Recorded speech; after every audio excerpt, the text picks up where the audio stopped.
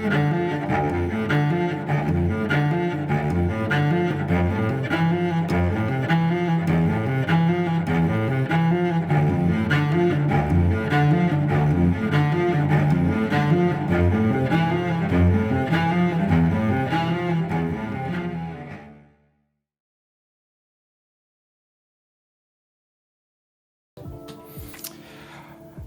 everyone, Three Amigos here, and for today's video we'll be talking about the Canon RF 28-70 f2. This is not going to be a video about this lens versus the 51.2 that I'm using right now, for example, or the 85. If you're interested in that kind of video, let us know in the comments and we'll create a video for that. This video is actually more of my personal experience with this lens after about 6 months now. I just want to share the positives and the negatives of this lens, and why did I get this lens to begin with as well. Maybe some of you are also looking into buying this lens. So to start, let's start with why I bought this lens. It's actually a replacement of my 24-70 2.8. It's a lovely lens. I use it very widely for photography as well as videography, especially with the IS. The image stabilization was amazing for that lens. But I felt that the background separation wasn't on par with the 28-70. So I felt that it was lacking in terms of the separation, as well as the background blur wasn't really that much compared to the f2. So I tried it out and I fell in love with this lens. I really like it. I'm very happy I had it. That's all about this video. Jokes aside, the reason why I like this lens is because it's very fast at f2 in terms of autofocus. The sharpness is really good as well, and it takes really great pictures. I would say, as people normally associate this lens with, prime-like pictures. People say it's prime-like because it's not really like a prime, but it's very close. I would say the 85 1.2 still has my top pick for rendition. This one is very close. I'm actually very surprised in terms of how close it is. And that's probably why I carry this lens pretty much 80 to 90% of the time. And that was the case when I went in my last travels. I went to Switzerland in December, and I only took this lens out of the bag and I put it in my camera, and that stayed there for pretty much the entire trip. I used it for street photography. I use it for portraits as well in Zurich. I felt that this lens is actually super versatile for what I can do for street photography, for traveling, but also for wedding and pre-weddings. It's actually very interesting in terms of what I ended up using this lens for. Compared to the 85, I felt that 85 is great, I still carry it on the second body, but this lens allowed me to take a different kind of style of pictures, which is a more closer to the subject pictures.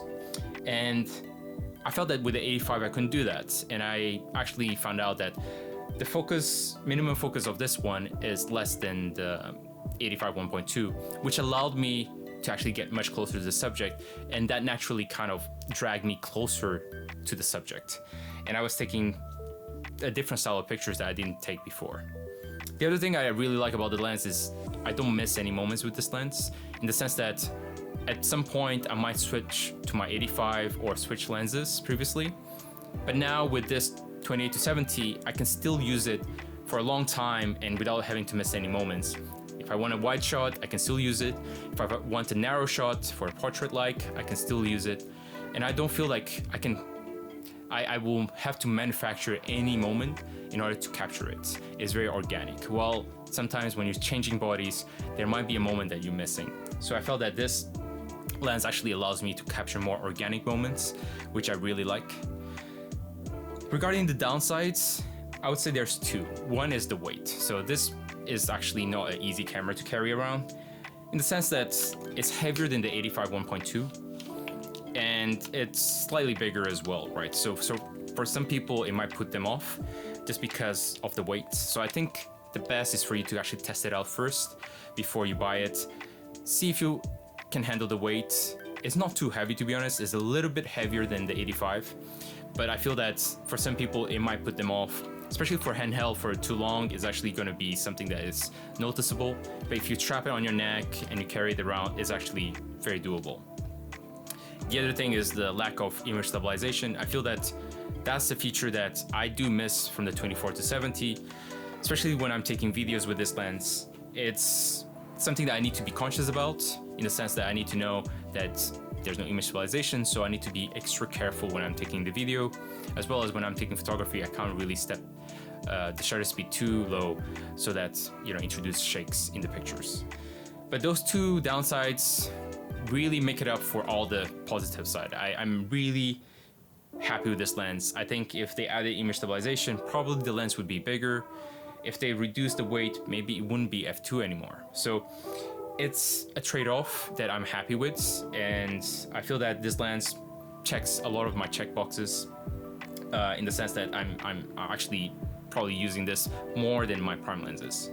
I think one question that people ask me normally is, does this replace my prime lenses? I don't think it replaces my prime lenses per se. Although the pictures are very close to the prime lenses, I still feel like the 51.2, which I'm using to shoot this video, it still has a place in my backpack, as well as the 85. I think those prime lenses, the rendition of the pictures are really great. While this one is also great, I still feel that prime lenses have a bit of an edge. And that's always a trade-off on the zoom lenses and prime, I feel. But if I only had this lens, I would be super happy with the pictures I came out with. And that said, I think this lens is actually really great for people that are looking to replace their kit lenses. It could be actually their next lens after the kit lenses, because it allows them to take wide shots as well as portrait-like shots, and they can try to experience different style of photography with one single lens. I think that's really powerful, just because you don't have to care about the prime lenses that you're getting, and the initial investment is also less. But that said, I think, again, you should test it out. Either rent it or find a friend that has it and then play with it and see if you actually like the picture and if the weight actually bothers you or not. If you like this video, remember to give it a thumbs up and subscribe to our channel, as that will help us a lot.